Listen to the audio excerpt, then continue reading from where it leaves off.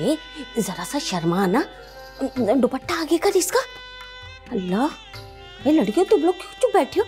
गाने गा, आई गाओ ना। आई लट्ठे दी चादर उत्ते सले। हक मेहर के खाने में कितनी रकम लिखी जाएगी? अरे रकम नहीं मौलवी साहब, कमरुद्दीन का बंगला मेरी बेटी का हक महर है। कमर बेटा अभी भी समझ जा। अम्मा आप परेशान मत हो, मैं हूं ना। शिक नंबर 19 के तहत आया शौहर के तलाक के हक पर किसी किस्म की पाबंदी लगाई गई है? हाँ, लिखें कि अगर कमरुद्दीन ने मेरी बेटी को तलाक दी तो इसे अपना कारोबार भी मेरी बेटी के नाम करना होगा। हाँ।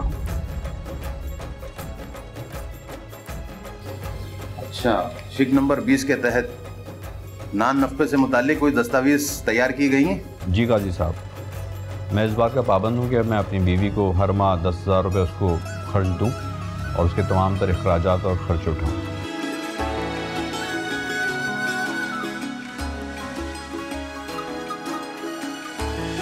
अरे अरे खामोश हो जाओ। अच्छा, मौलवी साहब आ रहे हैं इकरार के लिए, तुम लोग शोर मत करो, ठीक है? आ जाइए मौलवी साहब, आ जाइए।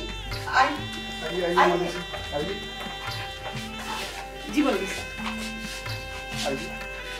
बिस्मिल्लाह कीजिए मौलवी साहब। आसफा बिनते नईमुद्दीन, आपका निकाह कमरुद्दीन वल शमसुद्दीन से हक महर कमरुद्दीन का बंगला हक महर तय पाया है, क्या आपने कबूल किया?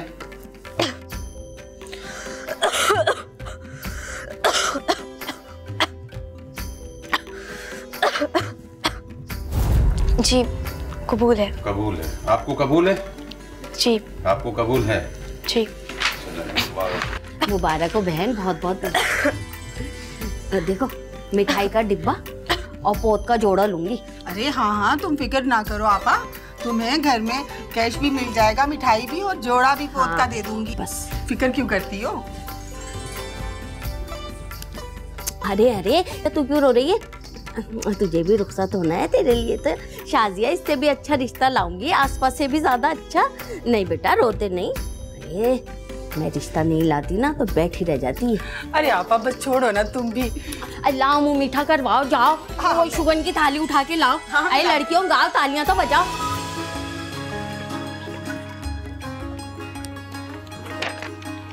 चलो दुआ खैर कर लीजिए। तुम्हें कोई खुशी नहीं है? तुम लोग के लिए भी ऐसे पर ढूंढोगी, देखते रह जाओगी। ऐ तालियां बजाओ, ऐ गाओ गाओ। आई लट्ठे दी चादर उत्ते सलेटी रंग माया।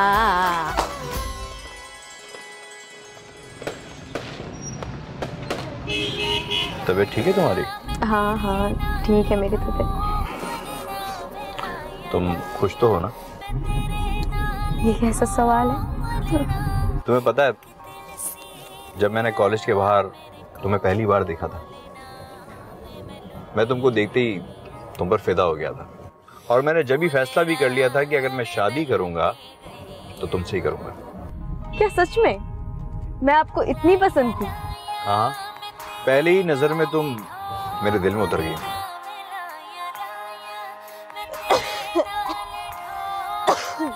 जब से हमारी शादी हुई है मैं देख रहा हूँ कि तुम्हें काफी खांसी रहती है। अभी हम डॉक्टर के पास चलें क्या? नहीं नहीं, ये तो अभी शादी से बस 1 आध माह पहले हुई है। मौसम चेंज हो रहा है ना, शायद उसकी वजह से खुद ही ठीक हो जाएगी। डॉक्टर की कोई जरूरत नहीं है। अच्छा ये बताओ कि क्या खाओगी? जहाँ आपका दिल करे।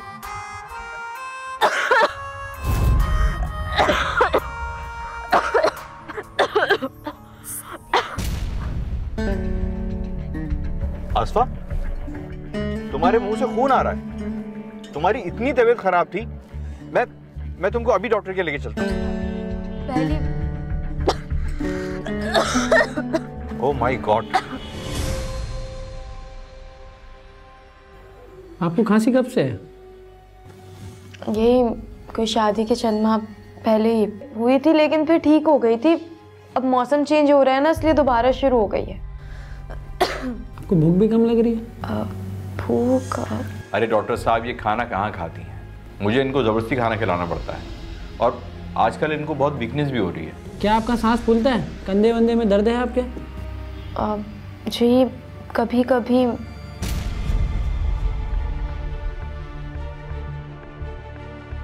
ये मैं दवाइयाँ लिख के दे रहा हूँ, आप इनको खिलाइएगा ये।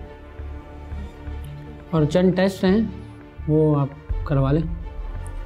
टेस्ट? टेस्ट क्यों? घबराने की कोई बात नहीं है, ये आप टेस्ट करा लें फिर पता चल जाएगा। जी ठीक है।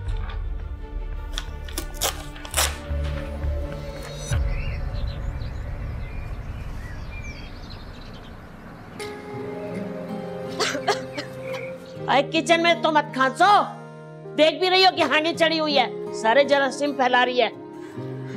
Sorry aunty. सॉरी आंटी, 4 लफ्ज क्या पढ़ लिए, अंग्रेजी झाड़ने लगी मुझ पर। अरे बीबी, तेरे से पहले 2 बीवियां लाई थी कमर की, बड़े एहतराम से मुझे अम्मी जान कहा करती थी, और एक तुम।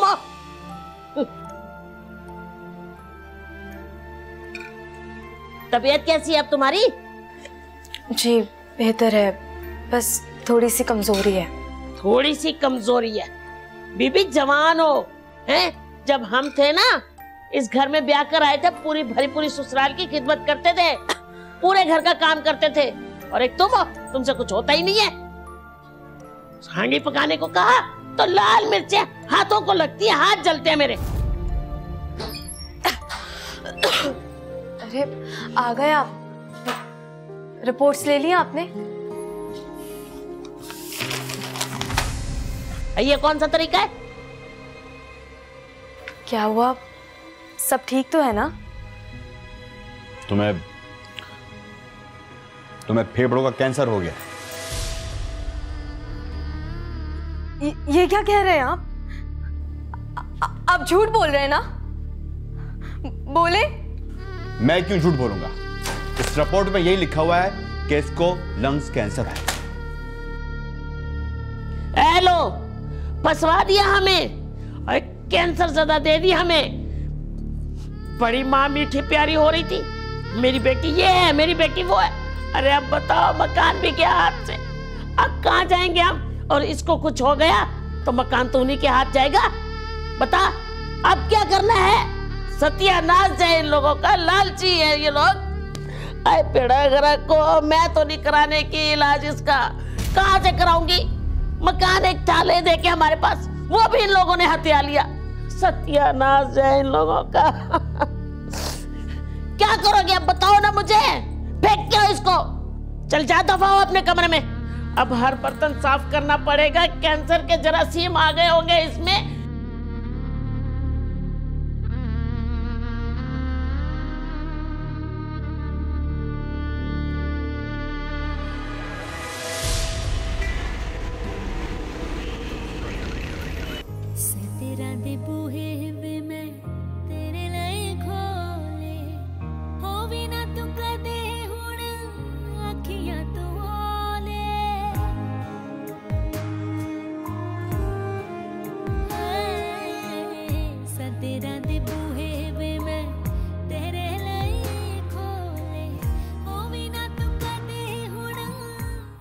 तुम्हारा घर आ गया। नहीं, आप ऐसा नहीं कर सकते मेरे साथ। अभी तो हमारी शादी हुई थी, हमने खुशियां और गम बांटने के पैमा किए थे, और अब आप... बस करो, अब इन फजूल बातों का कोई फायदा नहीं है। तुम जाओ यहां से। और हाँ सुनो, अपना बैग खुद उठाकर ले जाओ, मैं तुम्हारे घर के अंदर कदम नहीं रखूंगा। लेकिन मैंने कहा जाओ। I said go.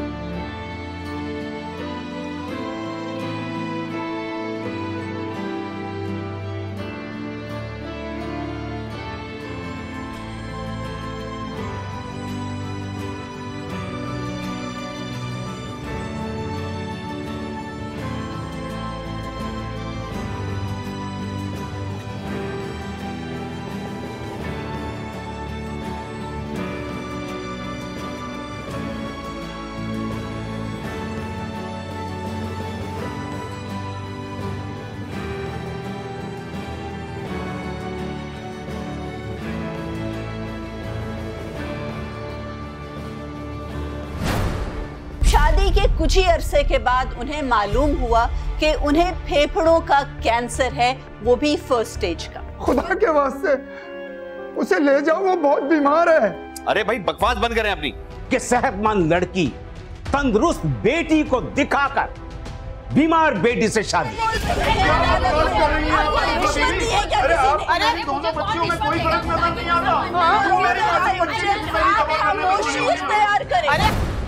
Succession act 1925 के सेक्शन 263 के तहत अगर विरासती सर्टिफिकेट झूठे कवायफ या गलत मालूमात या वर्षा में किसी का नाम हज़फ करके हासिल किया गया हो तो विरासती सर्टिफिकेट मंसूख किया जा सकता है। इस कानून के सेक्शन 264 के तहत डिस्ट्रिक्ट जज को विरासती सर्टिफिकेट जारी करने या मंसूख करने के इख्तियारात हासिल होते हैं।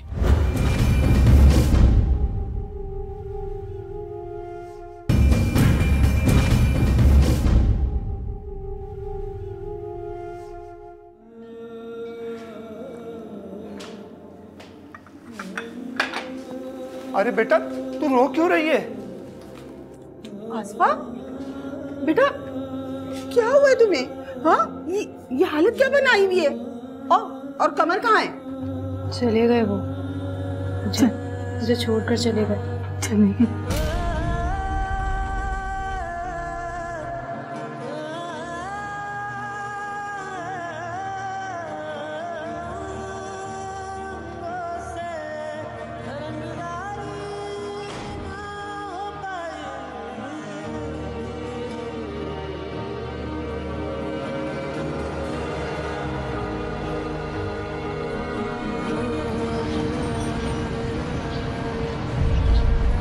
योर ऑनर, मेरी क्लाइंट आसफा साहिबा की जिंदगी पर मुसीबतों के पहाड़ टूट पड़े जब शादी के कुछ ही अरसे के बाद उन्हें मालूम हुआ कि उन्हें फेफड़ों का कैंसर है, वो भी फर्स्ट स्टेज का।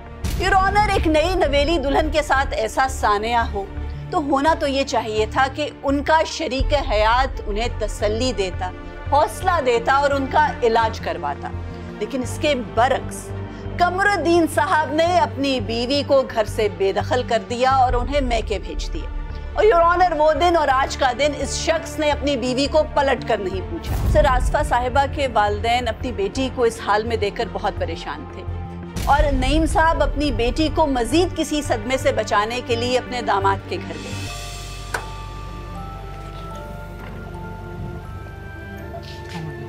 वालेकुम सलाम। आप यहाँ पर क्यों आए? बेटा मुझे तुमसे एक जरूरी बात करनी थी। देखिए, मुझे बहुत जरूरी काम से बाहर जाना है। उम्मीद करता हूँ मेरा ज्यादा वक्त बर्बाद नहीं करेंगे। बोलिए। देखो कमर बेटा, कल तक आसफा फकत सिर्फ मेरी बेटी थी, मगर आज वो तुम्हारी बीवी भी है। देखो बेटा, मेरी बात को समझने की कोशिश करो। वो पिछले 2 महीने से बहुत बीमार है, तुमने पलटकर उसकी खबर तक नहीं ली। बहैसियत शौहर तुम्हारा फर्ज बनता है बेटा, उसके नान नफके और उसकी जरूरियात जिंदगी का ख्याल करो। खुदा के वास्ते बेटा, खुदा के वास्ते उसे ले जाओ, वो बहुत बीमार है। अरे भाई बकवास बंद करें अपनी, और ये ड्रामेबाजी बंद करें और खड़े हुए। और एक बात कान खोल के सुन लें आप। देखिए, अब इन सारी फजूल बातों का कोई फायदा नहीं है। इससे क्या बात कर रहे हो? मुझसे बात करो।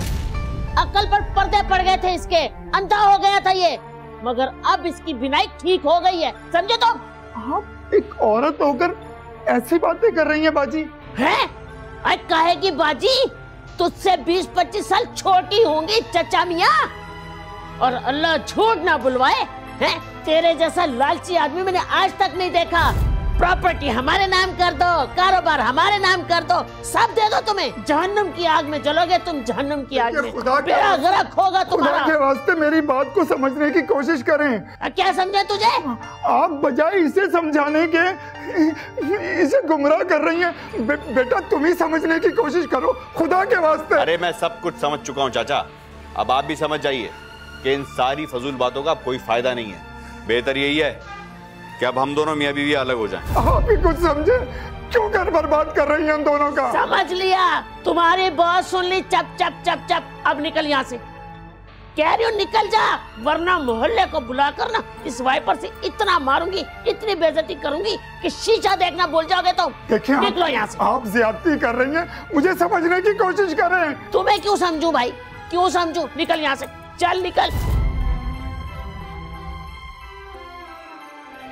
योर ऑनर, हमारी अदालत से गुजारिश है कि जब तक कमरुद्दीन साहब अपनी बीवी आसिफा को अपने घर वापस नहीं ले जाते, वो कम से कम अपनी बीवी के इलाज मुआवजे का खर्चा और उसका नान नफका उसको बाकायदगी से देते रहे। Thank you sir. कमाल है जनाबे वाला, बल्कि मुझ पर तो हैरतों के पहाड़ टूट पड़े।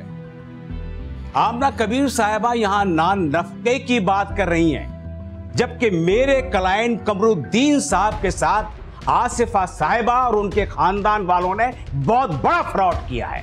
लड़की वालों ने चालाकी और मक्कारी के साथ मेरे कमरुद्दीन साहब के साथ ये धोखा किया कि सेहतमंद लड़की, तंदुरुस्त बेटी को दिखाकर बीमार बेटी से शादी।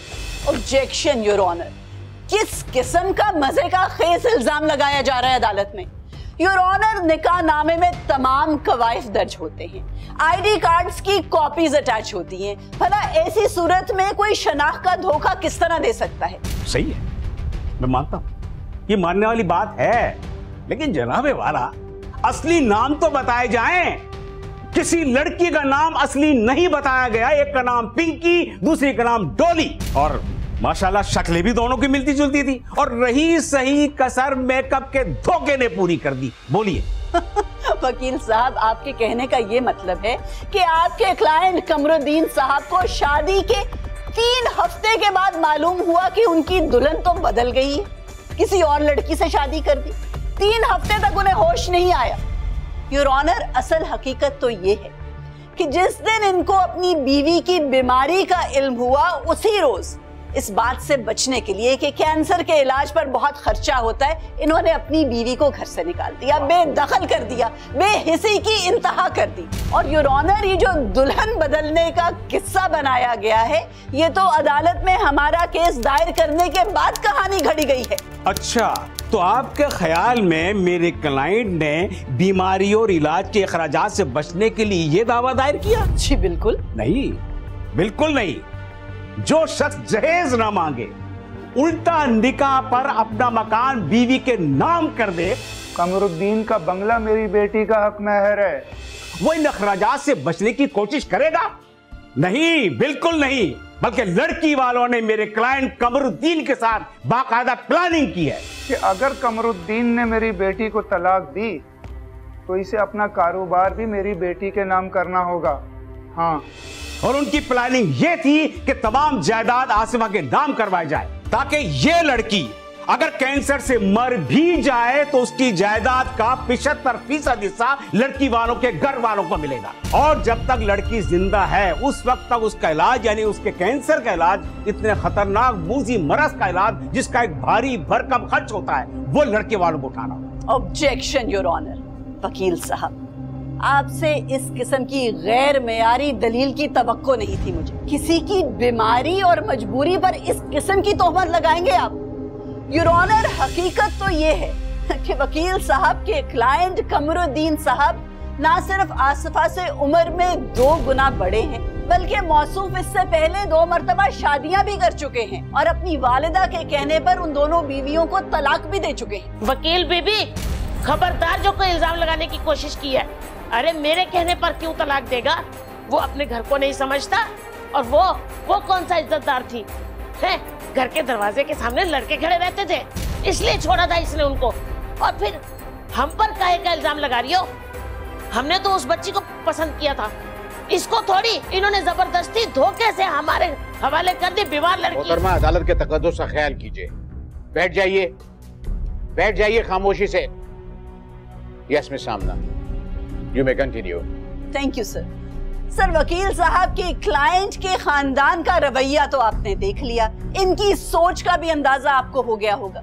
सर, ये लोग झूठा इल्जाम लगा रहे हैं अदालत में। मेरे क्लाइंट की फैमिली ने किसी लालच या प्लानिंग के तहत वो प्रॉपर्टी अपनी बेटी के नाम नहीं करवाई थी। सर, ऐसा शख्स जिसकी ना बात का एतबार हो, ना किरदार पे भरोसा हो, जो पहले भी 2 बीवियों को तलाक दे चुका हो। ऐसे शख्स से रिश्ता बांधते हुए वालिदैन कोई तो सिक्योरिटी रखवाएंगे अपनी बेटी के लिए, इसीलिए निकाहनामे में वो प्रॉपर्टी अपनी बेटी के नाम करवाई उन्होंने। और सर रहा ये इल्जाम के रिश्ता किसी और का मांगा था और शादी किसी दूसरी लड़की से करवा दी, इसकी भी क्या हकीकत है?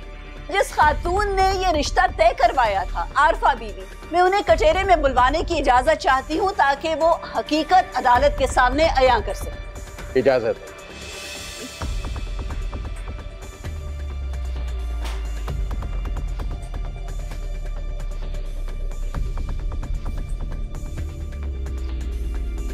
आरफा बीबी, अदालत को बताइए कि क्या आप रिश्ते करवाने का काम करती हैं? जी हाँ, मैं कई सालों से ये काम कर रही हूँ और कई कामयाब शादियाँ मैंने करवाई हैं।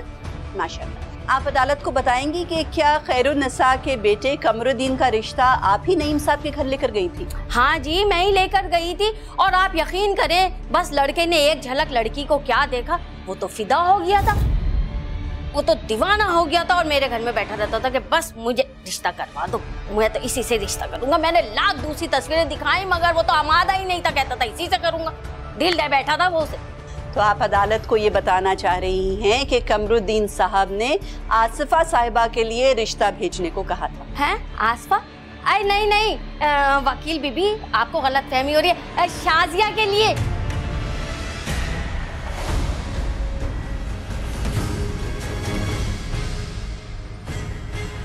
शाजिया के लिए रिश्ता लेके गई थी मैं। क्या बात कर रही हैं? ये वाली लड़की जो गुलाबी दुपट्टा ओढ़ी है। आपको गलत फहमी हुई है, आपने मुझे खुद बताया था कि आसिफा के लिए रिश्ता भेजा था कमरुद्दीन ने। अरे नहीं नहीं, क्या कह रही हैं वकील बीबी?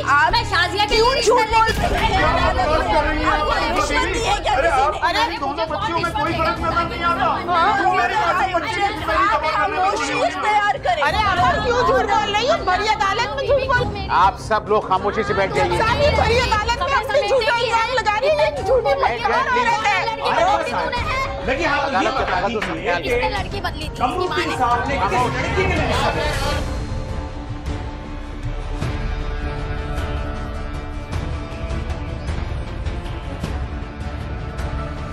ये अदालत हुक्म देती है कि इस केस की आइंदा समाअत पे गवाहान, तमाम दस्तावेजात और निकाह ख्वाह को अदालत में पेश किया जाए। समाअत मुलतवी की जाती है। मैं दिन में स्कूल में पढ़ाता हूँ और शाम को ट्यूशंस। इतनी मेहनत करने के बावजूद सिर्फ घर का गुसर बसर चलता है। 2.5 करोड़ तो मिल ही जाएंगे ना मेरे इस मकान के। नईम साहब, घाक अगर अच्छा लग गया तो 3 करोड़ भी मिल सकते हैं। दोबारा आया ना तो हड्डियां तोड़ दूंगी तेरी मैं, और तू भी निकल यहाँ से। देख लूंगा मैं निकल, तुम्हें। मैं कह रही हूँ। देख लूंगा मैं तुम लोगों को। मजबूरन हमें आपकी टांग को काटना पड़ा। Dissolution of Muslim marriages act के तहत औरत दर्जा झेल वजूहात के बिना पर खुला हासिल कर सकती है। नंबर 1, शौहर 4 बरस से लापता हो। नंबर 2, नान नफका ना देता हो। नंबर 3, शौहर को कम से कम 7 साल की सजा हो गई हो। नंबर 4, शौहर 3 साल से हक के ज़ौजियत अदा ना कर रहा हो। नंबर 5, शौहर को ज़हनी बीमार हुए 2 साल से ज्यादा का अरसा हो चुका हो या किसी मूजी मर्ज में मुब्तला हो। नंबर 6, शौहर तशद्दुद करता हो और औरत को गैर अखलाकी जिंदगी गुजारने पर मजबूर करता हो।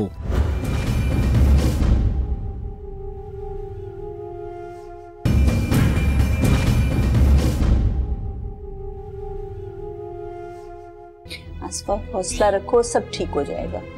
ठीक है, अपने पेरेंट्स को भी आप हौसला दो। बल्कि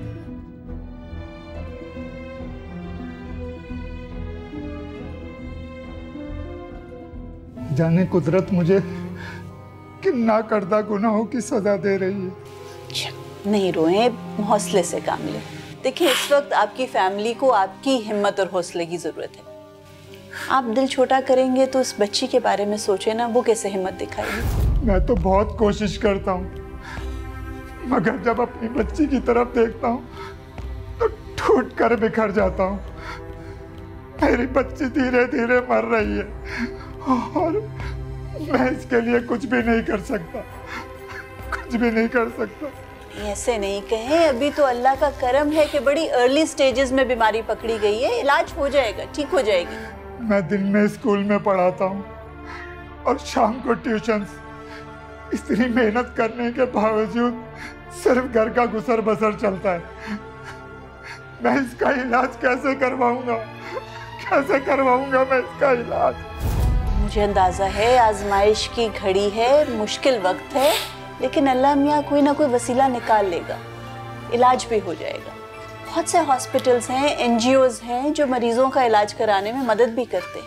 वैसे इस वक्त जो आप इतनी परेशानी का सामना कर रहे हैं, ऐसी ही किसी परेशानी के लिए आपने वो घर बच्ची के नाम करवाया था ना, तो वो घर किस काम आएगा? बेचें उसे या किराए पे लगवाएं?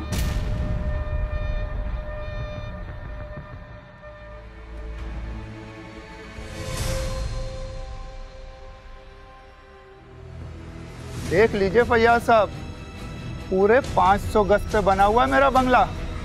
बाहर से तो आलीशान है, चले अंदर से भी देख लेते हैं। क्यों नहीं, क्यों नहीं, आइए आइए आइए आइए।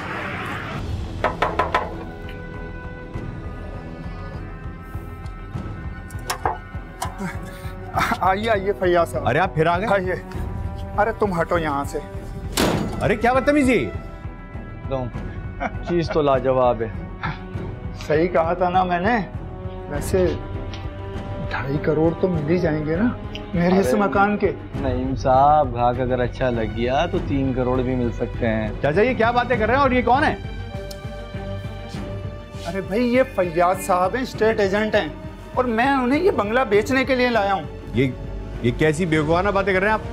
हम ये कोई बंगला नहीं बेच रहे हैं। अरे बेवकूफों वाली बातें तो तुम कर रहे हो, समझे? ज्यादा मेरे रास्ते में आने की कोशिश ना करो। आप आइए ना। अरे क्या बकवास कर रहे हैं? चलो। अरे मेरा घर है, ऐसा नहीं कर सकते आप। आप देखिए। अम्मी काम से उनको। अरे 420, तेरी हिम्मत कैसे है इस घर में घुसने की? और ये कौन है? निकलो यहाँ से। कौन है ये? देखिए ये स्टेट एजेंट फैयाज हैं, और इन्हें मेरी वकील ने यहाँ भेजा है। और शायद आप लोग भूल रहे हैं कि ये बंगला मेरी बेटी के नाम है।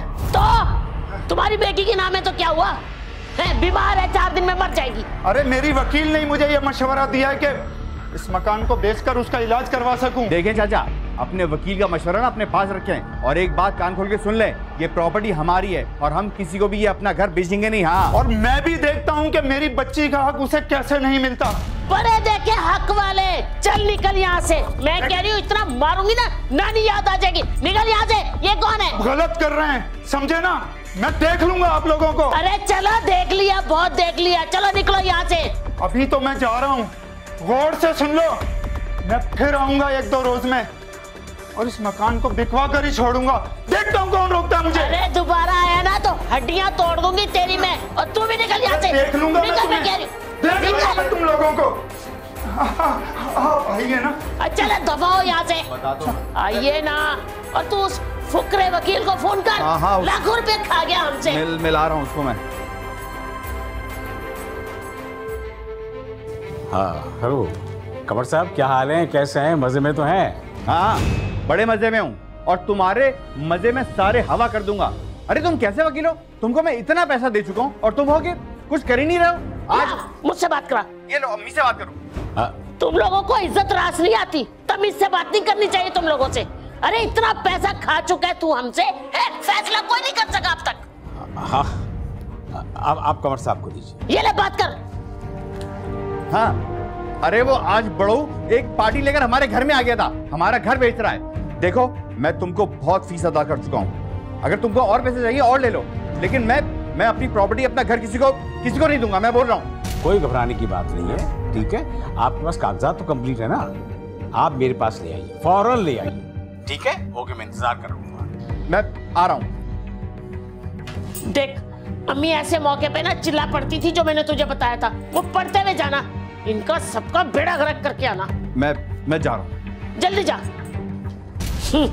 बड़ा आया मकान बेचने, और मैं भी मोहल्ले की शेरनी हूँ, हड्डियों समेत न चबा गई, जानता नहीं है मुझे ये।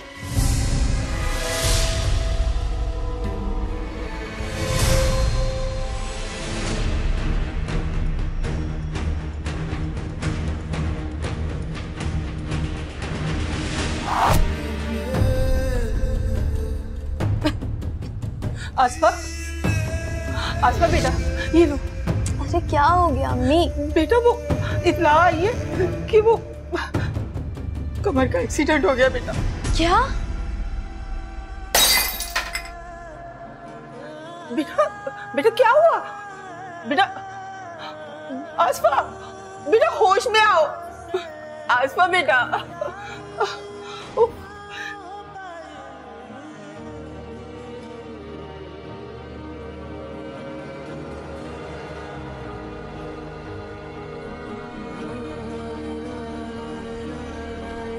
जी तो कमर साहब, अब कैसी तबीयत है आपकी? तबीयत तो डॉक्टर साहब बेहतर है, लेकिन कमर साहब दरअसल उस हादसे में आपकी टांग बहुत ज्यादा मुतासिर हुई थी। हमने ट्रीटमेंट तो कर दिया था, बट अनफॉर्चुनेटली जहर बहुत ज्यादा मिकदार में फैल गया। मजबूरन हमें आपकी टांग को काटना पड़ा।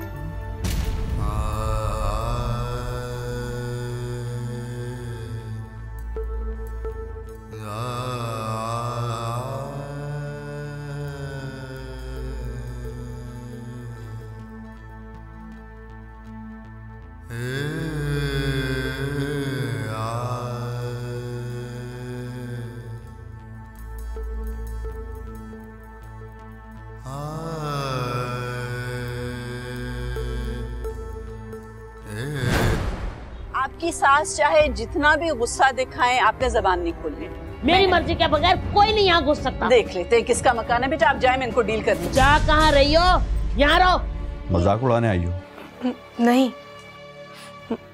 मुझे पता चला था कि आपकी एक्सीडेंट में टांग कट गई है। सिर्फ आप अगर अपनी जबान को लगाम दे लेना और अपने दिल में थोड़ी सी जगह बना लेना, तो इस घर में इतनी जगह है कि तमाम लोग खुशी से रह सके। सक्सेशन एक्ट 1925 के सेक्शन 276 के तहत विरासती सर्टिफिकेट हासिल करने के लिए दरख्वास्त गुजार के लिए जरूरी है कि वो अपनी दरख्वास्त में मरहूम की मौत का वक्त, दिन और तारीख बयान करे, मरहूम की वसीयत पेश करे और मनकूला और गैर मनकूला जायदाद और मुंतकिल होने के लायक असासों की तफसील पेश करे।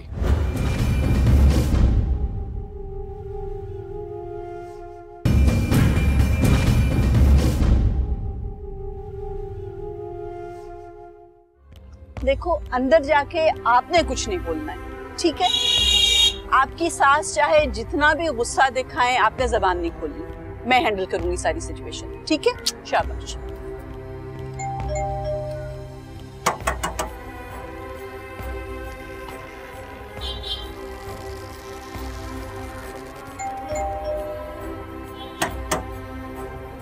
कौन है? अस्सलाम वालेकुम। अब क्यों आई हो यहाँ? और तुम्हारी हिम्मत कैसे हुई कि यहाँ आओ? उसका शौहर यहाँ रहता है, उससे मिलने आई। आजो। अब इसका शौहर नहीं है ये, समझी? खबरदार जो तू अंदर घुसी है, टांगे तोड़ दूंगी तेरी मैं। किस किस्म की बातें कर रही हैं आप? कोई तमीज से बात करो। मैंने कहा ना, अंदर नहीं आ सकते तुम लोग। कैसे नहीं अंदर आ सकते? उसका घर है ये, और ये तो इन लोगों की शराफत है कि अभी तक आप लोग इस घर में रह रहे। चलो बेटा और तमाशा बना के रख लिया है। तमीज से बात करें और आहिस्ता बात करें। आपकी इज्जत नहीं है, हमारी है। कैसे घुसे चली जा रही हो अंदर वकील साहबा? पता नहीं है तुम्हें किसी के घर किस तरह आते हैं? ये मेरा मकान है। आप किस ख्वाबो ख्याल की दुनिया में रह रही हैं? ये मकान अब आपका नहीं है, इस बच्ची के नाम है। ये तो इनके खानदान की शराफत है कि अभी तक आपको इस घर में रहने दिया है। अरे वाह वाह, हैं? मेरे ऊपर धमकियां। ये मेरा मकान है, मेरी मर्जी के बगैर कोई नहीं यहाँ घुस सकता। देख लेते हैं किसका मकान है। बेटा आप जाए, मैं इनको डील कर लूं। जा कहाँ रही हो? यहाँ रहो। ये गुंडागर्दी किसी और को दिखाइएगा, मैं अभी पुलिस बुलवा लूंगी। यहाँ क्या तमाशा बना के रखा हुआ है आपने?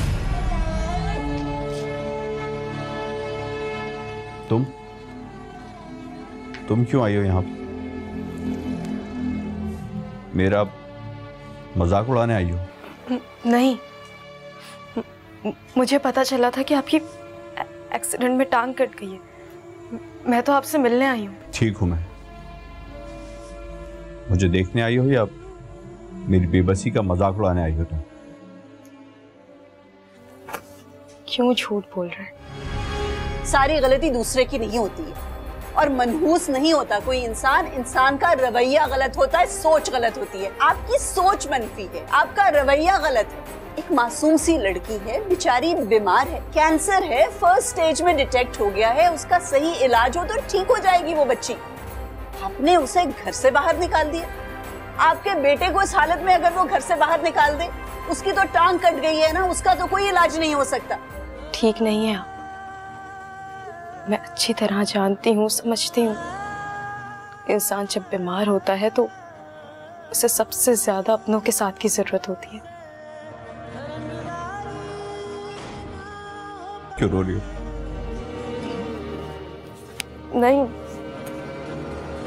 मैं कहाँ रो रही हूँ? मैंने तुम्हारे साथ इतना बुरा सलूक किया और तुम मुझ पर अफसोस कर रही, रो रही हो? मैं तो कुछ सोच रही थी कि अगर मुझे कैंसर ना हुआ होता, बिल्कुल तंदुरुस्त होती, और उस वक्त ये हादसा पेश आता तो मैं क्या करती? क्या करती?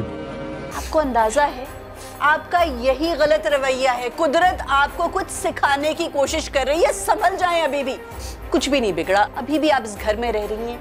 आपके बेटे की अभी तक शादी कायम है। सिर्फ आप अगर अपनी ज़बान को लगाम दे लेना और अपने दिल में थोड़ी सी जगह बना लेना, तो इस घर में इतनी जगह है कि तमाम लोग खुशी से रह सके।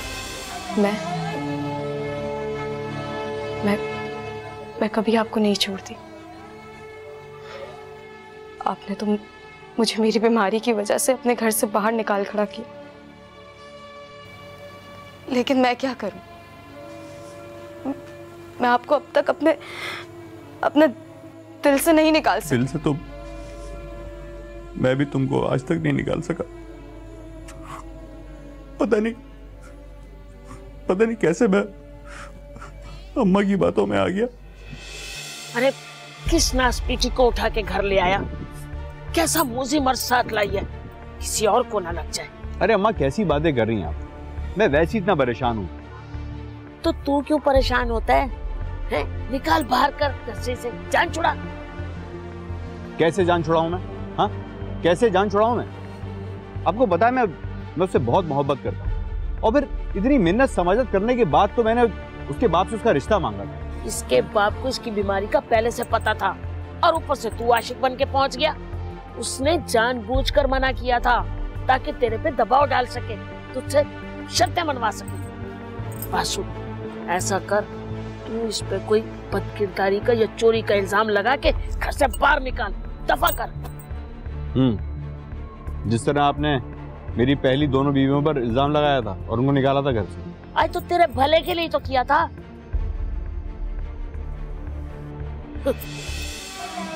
और अपना घर बर्बाद कर दिया मैंने।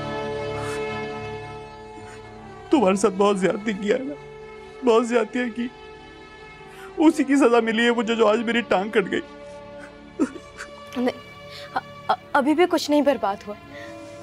हम चाहें तो सब कुछ पहले की तरह ठीक कर सकते हैं, एक नई शुरुआत कर सकते हैं। आपको अपनी गलतियों का कुछ एहसास है? कितना बड़ा गुनाह किया आपने। अदालत में हल्फिया झूठ बोला है आपने, और तो और आपने उस औरत को भी पैसे देके झूठी गवाही दिलवाई अदालत में। शर्म करें कुछ, आपने भी मरना है, खुदा को जान देनी है, खुदा को जवाबदेह भी हैं आप। तो बीबी मैंने अकेली ने मरना है, मरना तो तुमने भी है। मैं कुछ नहीं जानती, मैं इस लड़की को इस मकान में नहीं बर्दाश्त कर सकती। मेरा बेटा मासूर हो गया, परेशान है हम, मैं इसे नहीं रख सकती, कह दिया। बस करें अम्मी, बस करें, बहुत हो गया। कमर, और तू क्यों इसके बराबर में खड़ी है?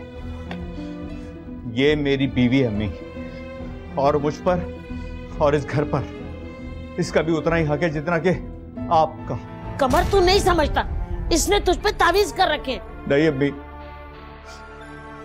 मैं पहले नहीं समझ रहा था, लेकिन मैं अब समझ गया हूं। मैं अब समझ गया हूं कि रिश्ते कैसे निभाए जाते हैं। अम्मी, आसफा मेरी बीवी है, और मैं मरते दम तक इसका साथ निभाऊंगा। मैं अब रिश्ते निभाना सीख गया हूं अम्मी, सीख गया हूं मैं। वकील साहबा, मैं आपसे माफी चाहता हूं। मैंने आपको बहुत गलत समझा।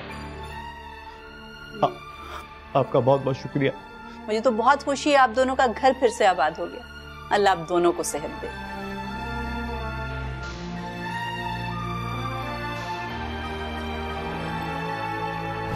कोर्ट नंबर 5 में अगर आप भी कोई केस पेश करना चाहते हैं तो हमें ईमेल करें court5@sama.tv।